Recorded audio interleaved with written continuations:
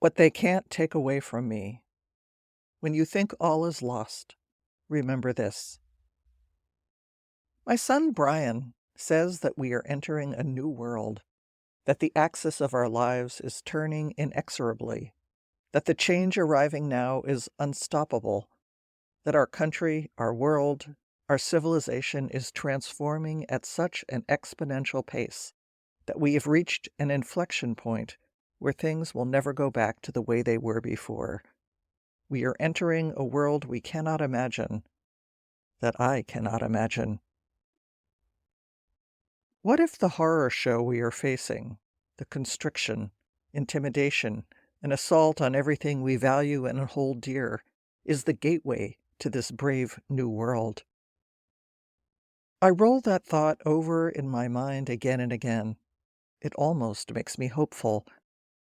But then I return to all that is being destroyed.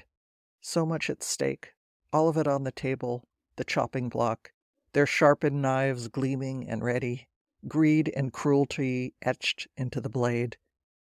Their goal is to overwhelm, to destroy, to take, to diminish, to suppress and liquidate, to rob, vanquish, and destroy. I recall a temple youth group retreat I attended as a 14-year-old, an age where impressions are made that are never forgotten. There were probably 20 of us in the youth group, 20 teenagers on one side of a nondescript basement room. The walls unremarkable, the carpeting thin and industrial, the chairs molded and sturdy. We sat on one side of the room.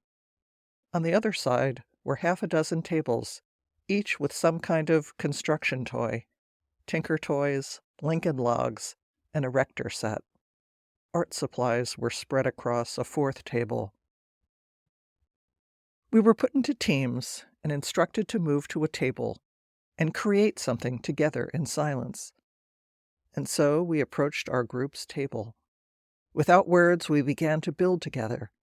We discovered how to speak to each other without words, how to share ideas, spark each other's creativity, and cooperate, making something grander and more glorious than anything we could have made alone. Absorbed in our task, our creations grew. I don't know how long they gave us, but it was a long time. At the end of the exercise, still in silence, we walked from table to table admiring the results of our cooperation, innovation, collective intelligence. We saw what we had made, and it was good. Then we gathered back on the other side of the room, and the rabbi guided us in a conversation about what it felt like to create, to build, to work together.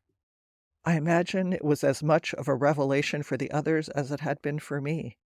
We did not learn these things in elementary school or at Long Branch Junior High School.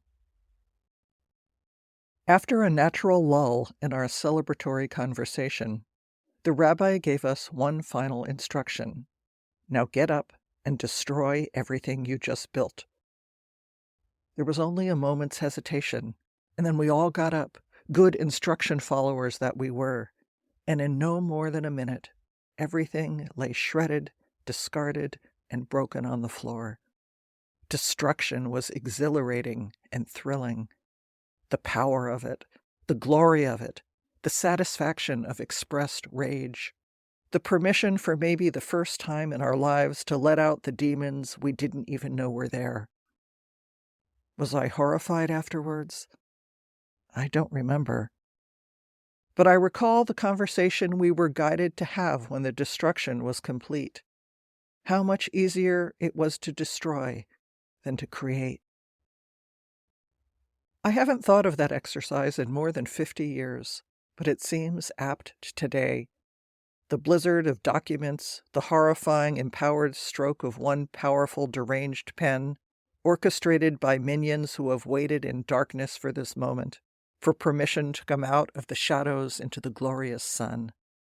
They have the power now, each signature designed to destroy, to undo, to hurt, to diminish, to undermine, to dissemble, to confuse, to confound, to overwhelm, to control, to vanquish utterly.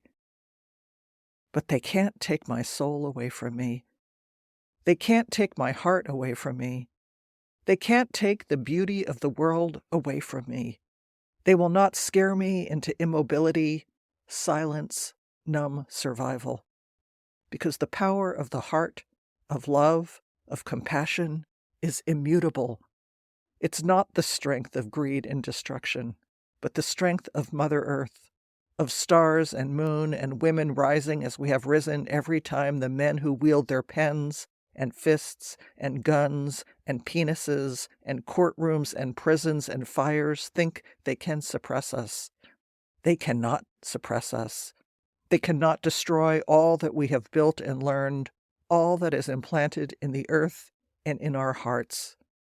So take heed, wielder of pens and knives and fists and decrees. You will not have the last word.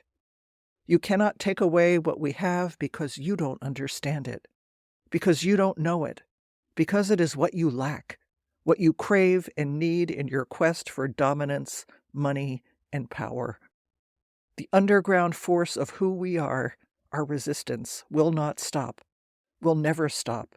No matter what you do to us, your greed cannot undo us.